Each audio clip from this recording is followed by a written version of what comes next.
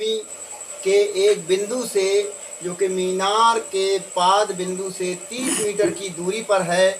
मीनार के शिखर का उन्नयन कोण 30 है। मीनार की ऊंचाई ज्ञात कीजिए। आइए बच्चों, पहले हम क्या बना लेते हैं, इसका पूरा एक एंगल बनाते हैं। हम कह रहा है कि भूमि के एक बिंदु से, हमने एक बिंदु यहाँ पे मान रखा है, मान लीजिए एक बिंदु हम यहाँ मान लेते हैं।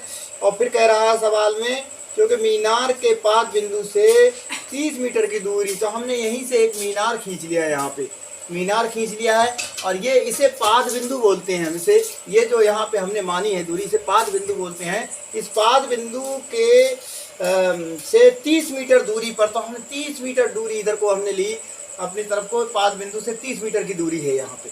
फिर उस सवाल में कह रहा है मीनार का शिखर, तो देखिएगा शिखर कौन सा होता है हमारा, शिखर ये ऊपर वाला जो होता है, बिल्कुल टॉप, चोटी जो होती है, इसे हम शिखर बोलते हैं।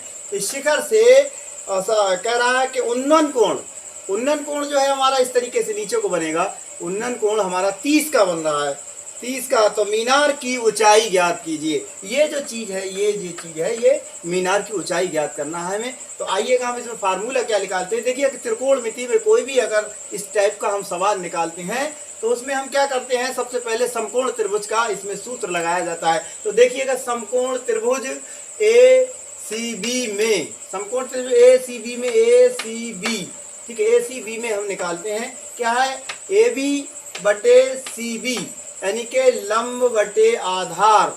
लंब बटे आधार किसका मान होता है, tan 30 का, tan 30 का मान लंब बटे आधार होता है। तो AB हमने H मान रखी है, यहाँ पे AB की जगह हमने H लिख दिया। और CB की हमारी दूरी जो है वो 30 मीटर की होती है। तो देखिएगा यहाँ पे हमारा tan 30 का मान कितना आता है, 1/√3 आता है।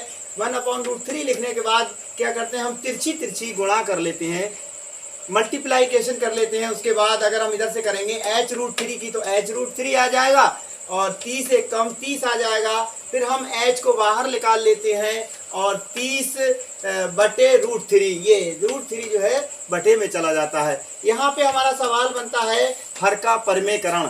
यहाँ पे हम हर का परमेकरण करने पर, यानी कि हर से दोनों में गुणा करने पर, यहाँ पे हर हमारा √3 है, इस √3 से हम दोनों में जब गुणा करेंगे तो √3 गुणा √3, तो इसका √3 हो जाएगा 30 √3 हो जाएगा, और 3 3 9 √3 हो जाएगा, और 9 √3 का क्या होगा हमारा 3 आ जाएगा।